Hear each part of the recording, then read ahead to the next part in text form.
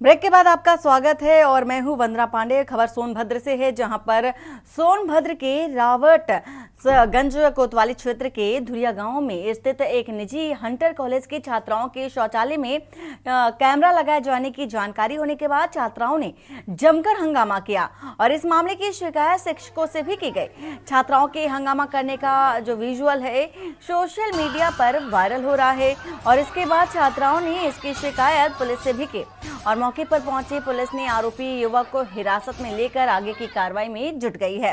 वहीं पुलिस में अपर पुलिस अधीक्षक कालू सिंह ने बताया कि छात्राओं को जब इस मामले की जानकारी हुई कि कॉलेज के बगल में रहने वाले युवक के द्वारा जो कैमरा है लगाया गया है और जिसकी जानकारी पुलिस को होने के बाद आरोपी युवक को हिरासत में ले लिया गया है और आगे की कार्रवाई में भी जुट गई है पुलिस।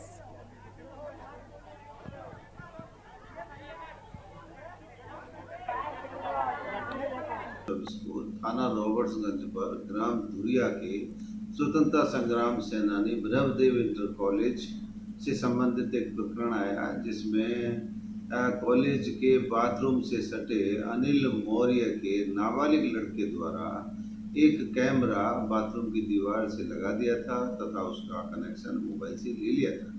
स्कूल की छात्राओं द्वारा उसे देख लिया गया तथा स्कूल की छात्राओं के प्रार्थना पत्र भी पर ही थाना रॉबर्ट्सगंज पर मुकदमा अपराध संख्या 871/24 अंडर सेक्शन 77 BNS व 11/12 पॉक्सो अधिनियम पंजीकृत किया गया है।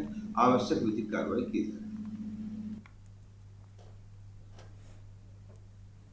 और खबर सिरसा से है, जहां पर पराली जलाने की घटनाओं पर रोक लगाने को लेकर प्रशासन पूरी तरह से गंभीरता से कार्य कर रहा है और इसी कड़ी में उपायुक्त शांतनु शर्मा ने धान की कटाई वाले एरिया में ग्राम सचिव और पटवारी सहित संबंधित अधिकारियों को रात्रि ठहराव करने के आदेश जारी किए हैं।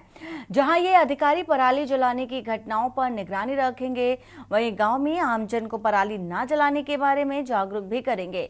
उपायुक्त शांतनु शर्मा ने बताया है कि पराली जलाने की घटनाओं के कारण वायु गुणवत्ता में उल्लेखनीय गिरावट आई है, जिससे कि स्वास्थ्य संबंधी खतरा पैदा हो रहा है। इससे विशेषकर बुजुर्गों और बच्चों में श्वसन संबंधी समस्याएं उत्पन्न हो रही हैं। उन्होंने बताया कि पर्यावरण को प्रदूषित होने से बचाव के लिए पराली जलाने की घटनाओं पर अंकुश जरूरी है।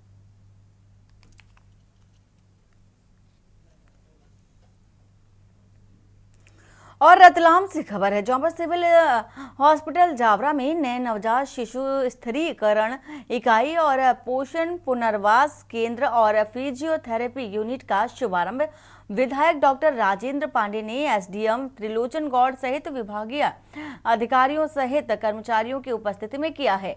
इस अवसर पर डॉक्टर राजेंद्र पांडे ने सभी को शुभकामनाएं देते हुए अच्छे तरीके से संचालित करने की बात कही।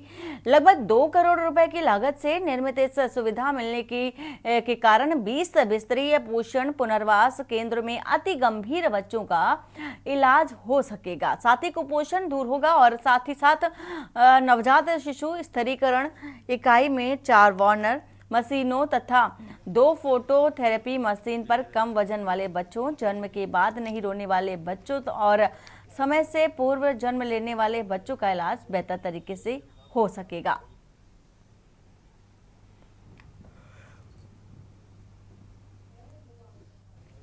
निश्चित रूप से हम सबके लिए प्रसन्नता की बात है और संपूर्ण इस क्षेत्र की हमारी माता बहनों के लिए, बहू बेटियों के लिए महत्वपूर्ण आवश्यकता की आज पूर्ति यहाँ पर की गई है और वे सारे संसाधन एक आधुनिक चिकित्सा को दृष्टिगत रखते हुए एडवांस मेडिकल जो हमारी होना चाहिए, जितना हम बेहतर से बेहतर कर सकें और जितना अच्छा से अच्छा उपचार होने के साथ साथ अगर किसी प्रकार की नवजात में कोई गंभीर बीमारी है, अगर कुपोषण की स्थिति है या कम वजन की स्थिति है या पीलिया की स्थिति है या अन्य किसी प्रकार का और कोई रोग है, वैसी दशा में भी उसकी असमय मृत्यु न हो, उसके प्राण बचाए जा सके, तो एक प्राण बचाए जाने के लिए एक तरह से प्राण वाहिनी का प्रारंभ यहाँ पर हुआ है और ये संपूर्ण क्षेत्र के काम में आने वाला एक महत्वपूर्ण इस अस्पताल का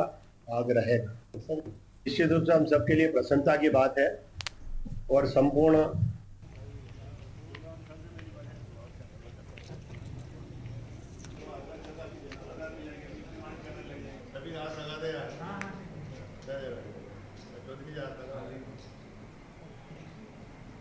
ओके सर।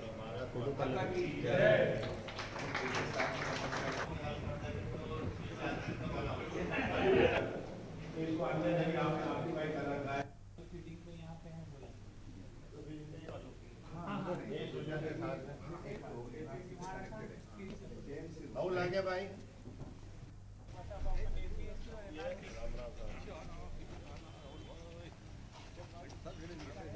पीछे से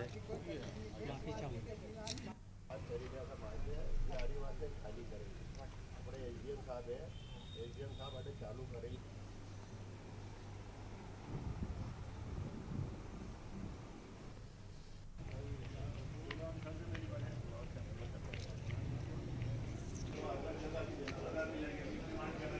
अभी हाथ लगा दे यार।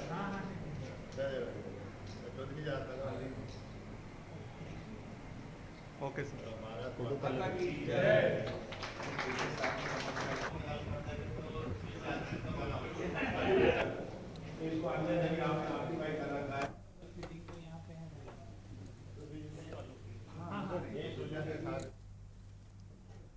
और इसी बीच कौसाम्बी से खबर आ रही है, जहां पर जान जोखिम में डाल करके सफर कर रहे हैं बच्चे।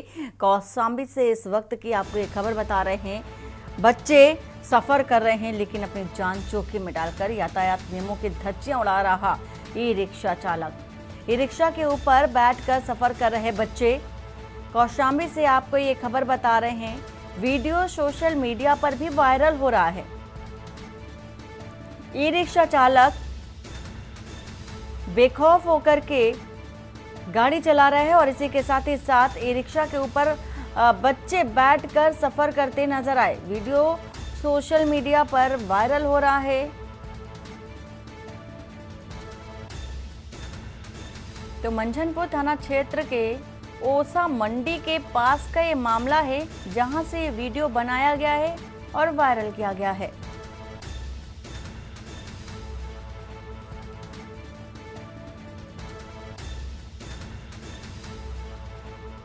यातायात नियमों को ताक पर रख करके ई रिक्शा चालक बच्चों को ई रिक्शे के ऊपर बिठाकर सफर करा रहा है। वीडियो बताया जा रहा है कि सोशल मीडिया पर वायरल हो रहा है। कौशाम्बी से ये खबर है, धज्जियां उड़ती नजर आ रही हैं यातायात नियमों की।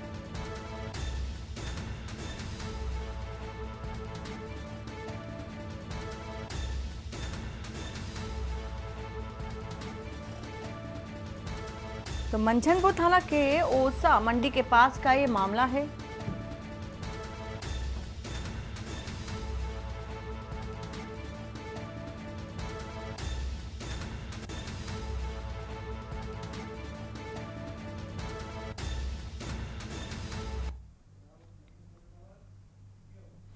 लखीमपुर से खबर आ रही है। लखीमपुर से आपको ये खबर बता देते हैं, प्राइवेट हॉस्पिटल नियम कानून ताक पर रख करके संचालित हो रहे हैं। 30% निजी अस्पताल बिना फायर एनओसी के चल रहे हैं। इसी के साथ ही फायर विभाग की जांच में बिना एनओसी के अस्पताल निकले हैं।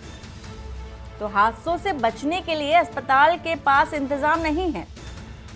झांसी में हुई घटना के बाद से अस्पतालों में निरीक्षण किया जा रहा है। अस्पतालों में देखा जा रहा है किस तरह की व्यवस्थाएं की गई हैं, किस तरह की व्यवस्थाएं नहीं हैं, मानक के अनुरूप हैं या मानक विहीन संचालित किए जा रहे हैं हॉस्पिटल। तो ये निजी अस्पतालों का जो रवैया है वो भी देखने को मिल रहा है। मरीजों को जान में जोखिम में डाल करके इलाज भी किया जा रहा है। तो प्राइवेट अस्पताल पूरी तरह से नियमों को ताक पर रख करके हॉस्पिटल को संचालित कर रहे हैं। तो 30% ऐसे हॉस्पिटल हैं जहां कोई भी सुविधाएं नहीं है, बिना एनओसी के संचालित हो रहे हैं हॉस्पिटल। हादसों से बचने के लिए अस्पताल के पास कोई भी इंतजाम नहीं है। तो बिना फायर एनओसी के चल रहे हैं 30% से अधिक हॉस्पिटल।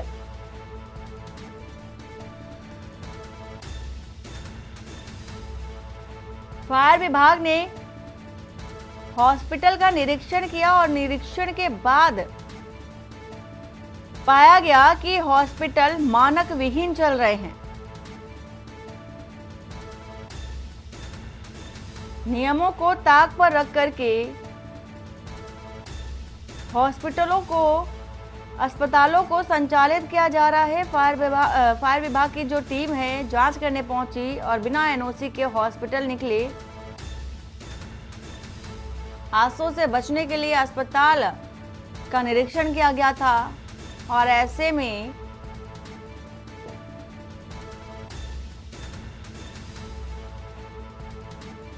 बिना एनओसी के हॉस्पिटल निकले हैं। हादसों से बचने के लिए अस्पताल के पास किसी भी तरह का कोई इंतजाम नहीं है। और आपको ये ज्ञात है कि बीते दिन झांसी मेडिकल कॉलेज में भीषण हादसा हुआ था। यहाँ पर एक्सपायर डेट के सिलेंडर रखे थे और हादसा होने के बाद अब देखा जा रहा है कि हॉस्पिटल को लेकर के निरीक्षण, व्यवस्थाएं क्या, इंतजाम क्या कुछ किए गए हैं, ये भी देखा जा रहा है और निरीक्षण किए जा रहे हैं।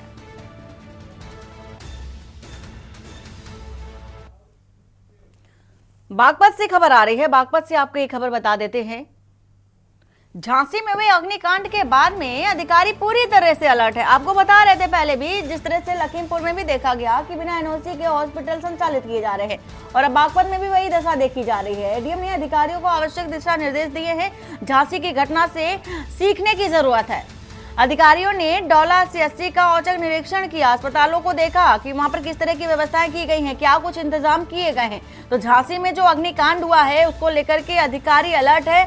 खुद यूपी सरकार अलर्ट मोड पर है और सभी जितने भी अस्पताल, चाहे वो सरकारी हॉस्पिटल्स हों या फिर प्राइवेट हॉस्पिटल्स हैं, सभी जगह निगरानी करने की जरूरत है। सभी जगह सतर्कता बरतने की भी कवायद की जा रही है और सख्त निर्देश दिए गए हैं कि अगर मानक विहीन है, किसी तरह के कोई इंतजाम नहीं है, वहां पर कार्रवाई की जाए। झांसी में ये बड़ा अग्निकांड हुआ था जिसको लेकर के बागपत में भी जो प्रशासनिक स्वास्थ्य अग्निशमन विभाग के अधिकारी हैं पूरी तरह से अलर्ट हैं और चेकिंग कर रहे हैं। चेकिंग में कहीं पा रहे हैं कि एनओसी के बिना ही हॉस्पिटल संचालित किए जा रहे हैं। अगर कोई घटना होती है तो उस घटना से बचने के लिए क्या इंतजाम हॉस्पिटल प्रशासन के पास है, अस्पतालों में मुहैया है, इस बात को भी औचक निरीक्षण जब कर रहे हैं तो इसको भी ध्यान में रख रहे हैं और साथ ही साथ कार्रवाई भी करते नजर आ रहे हैं। तो एडीएम ने अधिकारियों को जो जरूरी दिशा निर्देश हैं वो भी दिए हैं। साथ ही साथ ये सख्त हिदायत दी है कि अगर आपके पास कोई इंतजाम नहीं है तो उनको मुहैया कराएं, उपलब्ध कराएं।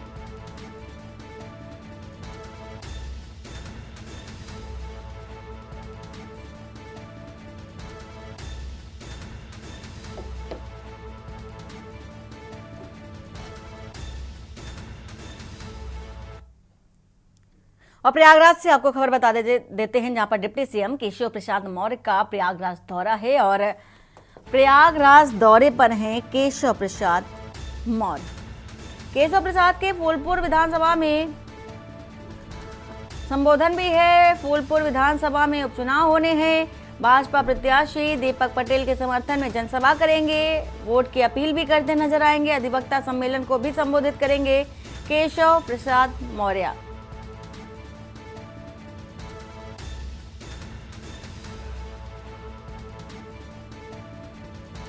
तो भाजपा प्रत्याशी दीपक पटेल के समर्थन में जनसभा होगी और खुद डिप्टी सीएम जनसभा करेंगे।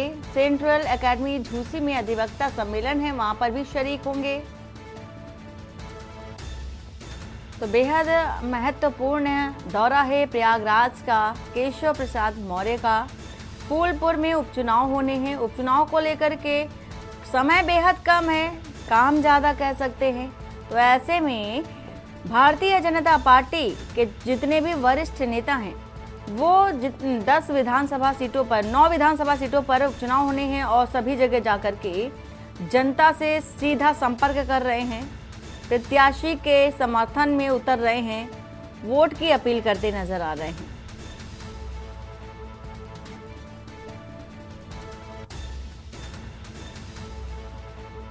इसी के साथ ही अधिवक्ताओं के साथ भी सम्मेलन में शरीक होंगे केशव प्रसाद मौर्य। डिप्टी सीएम केशव प्रसाद मौर्य का प्रयागराज दौरा है।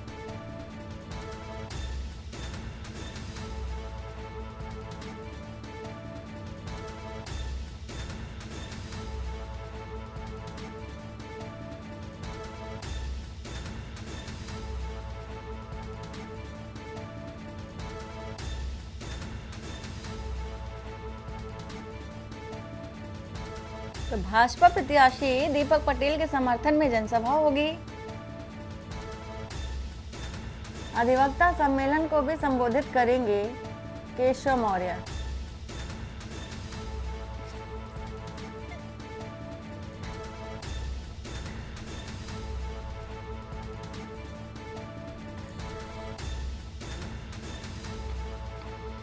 तो प्रयागराज के फूलपुर विधानसभा में संबोधित करेंगे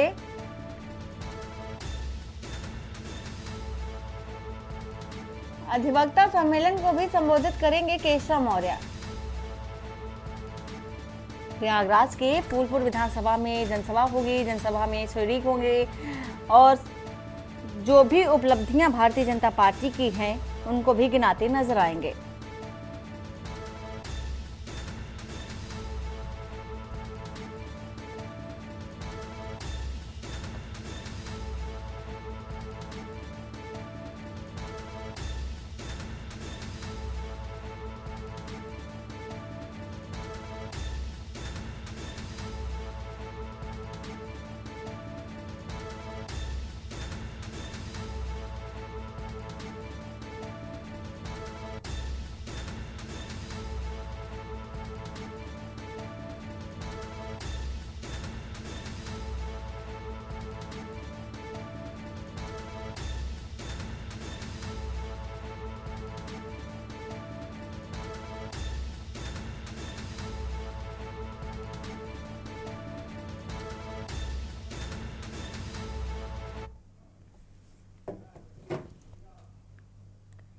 और खबर रायबरेली से आ रही है। रायबरेली से आपको ये खबर बता देते हैं, खेतों में जल रही पराली, कागजों में प्रबंधन, आसमान में फैला धुआं और विजिबिलिटी हुई है लो। खेतों में खुलेआम जलाई जा रही है पराली। एक और जहां पराली जलाने को लेकर के सख्त निर्देश दिए गए, वहीं दूसरी ओर तस्वीर भी ऐसी। लाख कोशिशों के बावजूद भी पराली जलाना नहीं रोक पा रहा प्रशासन। लाख कोशिश की है, बावजूद इसके मामले नहीं रुक रहे हैं। कागजों में जागरूक कर रहा है स्थानीय प्रशासन, पर धरातल की स्थिति कुछ और बयां कर रही है। किसानों द्वारा पराली जलाने का वीडियो भी बताया जा रहा, वायरल हो रहा है। तो डलमऊ तहसील क्षेत्र के कटघर का मामला है।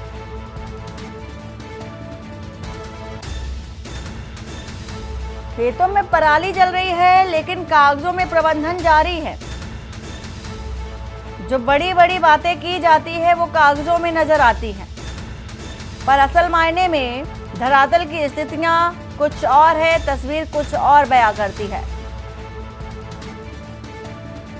प्रशासन जागरूकता फैलाने की बात करता है, सजा और जुर्माने का प्रावधान करता है, लेकिन बात इसके उलट की जाए तो पराली खेतों में जलाई जा रही है और जाहिर सी बात है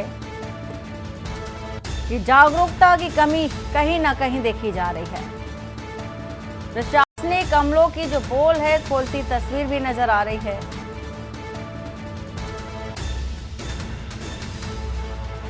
आसमान में धुआं ही धुआं है और विजिबिलिटी की अगर बात कर लें, दृश्यता की बात कर ले तो बेहद लो होती जा रही है।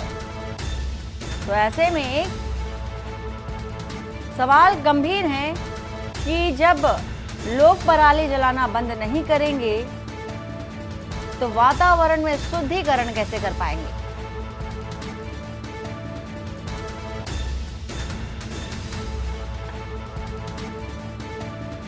स्वच्छ वातावरण कैसे हो पाएगा जब पराली जलाना नहीं रुक पाएगा।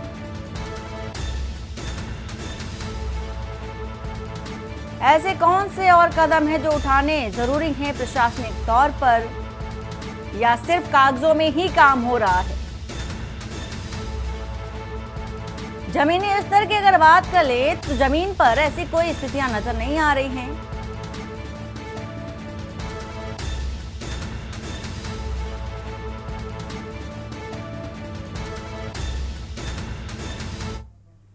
खरगोन से खबर आ रही है। खरगोन से आपको ये खबर बता देते हैं। डिप्टी सीएम खरगोन से आपको ये खबर बताएंगे, लेकिन उससे पहले प्रयागराज से खबर बता रहे हैं।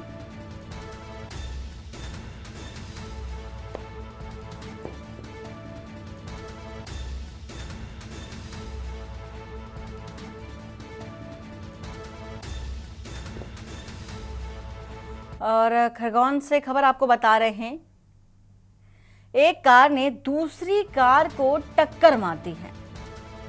खबर खरगोन से है। कारों की टक्कर, 2 की मौत बताई जा रही है, 5 लोग घायल हैं। डालकी से बुराहनपुर जा रही थी बारात और इस दौरान ये घटना हुई है। राहुल बैरागी हमारे साथ है। राहुल, क्या पूरी जानकारी है आपके पास?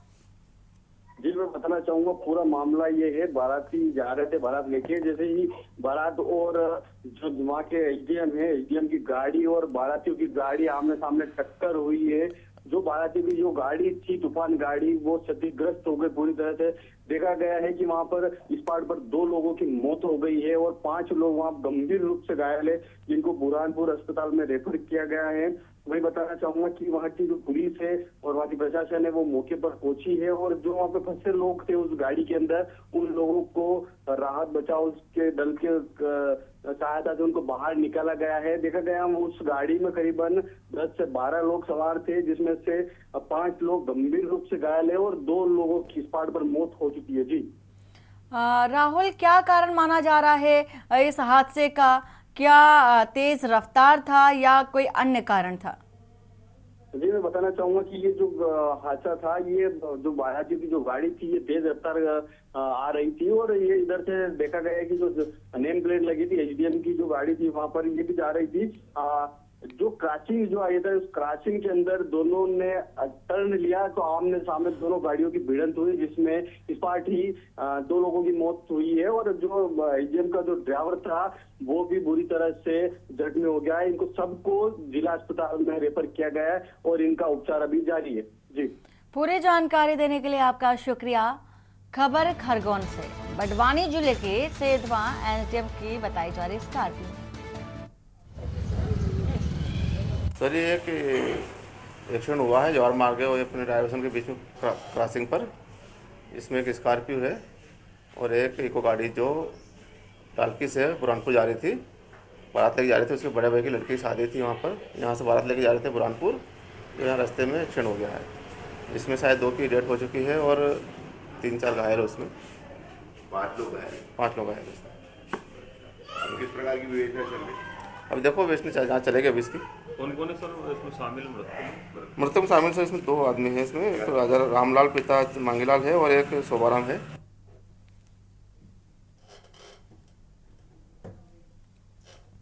और बुलेटिन में फिलहाल इतना ही। बाकी की खबरों के लिए बने रहिए आप के न्यूज़ इंडिया के साथ। नमस्कार। आप देख रहे हैं के न्यूज़, खबरों का सारथी।